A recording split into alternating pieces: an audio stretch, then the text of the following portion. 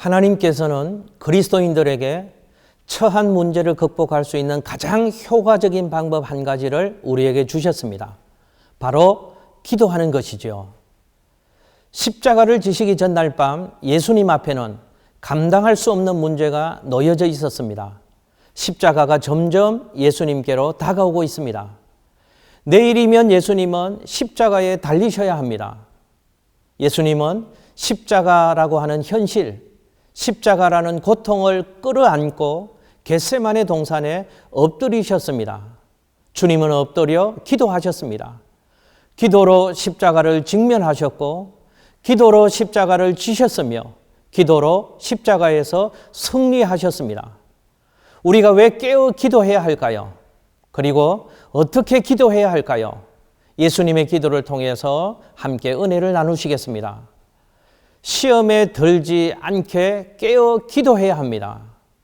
기도하면 마귀의 파괴적인 시험, 유혹으로부터 하나님이 지키고 보호해 주심으로 우리는 기도해야 하는 것입니다. 그래서 주님은 주기도문에서도 시험에 들지 말게 하옵시며 라고 기도하라고 하셨던 것입니다. 시험이 있지만 시험에 들지 말아야 하고 시험에 빠지지 말아야 하고 죄 짓지 말아야 하는 것입니다. 시험 많은 세상, 시험에서 나를 지키기 위해서 얼마나 절실하게 저와 여러분은 기도하고 있습니까? 왜 기도해야 한다고요? 시험에 들지 않도록 하기 위해서 기도해야 하는 것입니다. 또한 하나님의 뜻을 이루기 위해서 깨어서 기도해야 하는 것입니다. 예수님이 겟세마네 동산의 기도 이후에 십자가의 고통 앞에서도 두려워하지 않고 십자가를 받아들이고 담대하게 십자가의 길을 걸어가셨습니다. 담대하게 십자가의 길을 갈 수 있었던 가장 커다란 비밀은 하나님의 뜻을 바라보셨기 때문입니다. 마가복음 14장 36절 말씀에 이르시되 아빠 아버지여 아버지께는 모든 것이 가능하오니 이 잔을 내게서 옮기시옵소서. 그러나 나의 원대로 마시옵고 아버지의 원대로 하옵소서 하시고 라고 하셨습니다. 기도에는 두 가지 측면이 있음을 기억하셔야 합니다. 먼저는 기도하면서 시험을 이길 수 있게 되어지는 것입니다.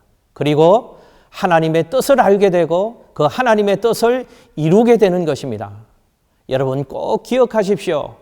기도란 하나님이 약속해 놓은 것을 이루는 성취의 방편이라는 것입니다. 하나님은 저와 여러분을 향해서 여러분의 자녀와 가정을 향해서 공동체를 향해서 놀라운 계획들을 갖고 계십니다. 이 놀라운 계획, 하나님의 뜻이 왜 이루어지지 않고 있습니까? 기도하지 않기 때문입니다.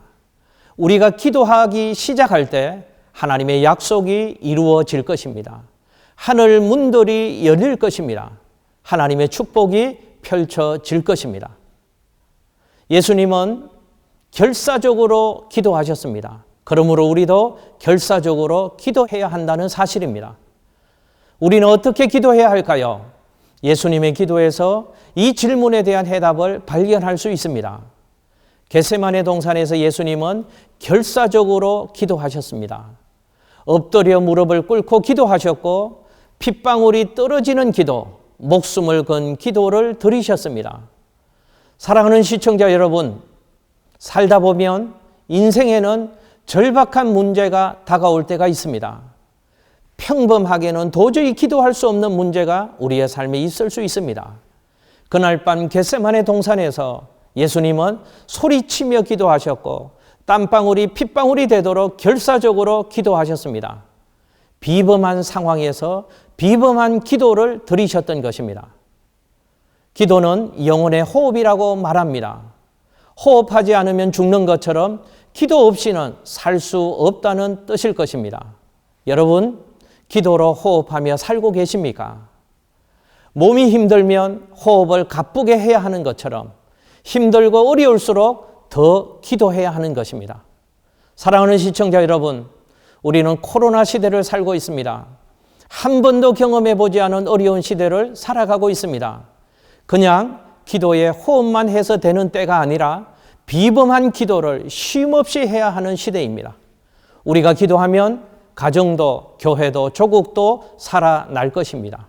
하나님 앞에 기도할 때 하늘의 문이 열릴 것입니다. 하나님의 기적을 보게 될 것입니다. 하나님의 영광을 반드시 경험하게 될 것입니다.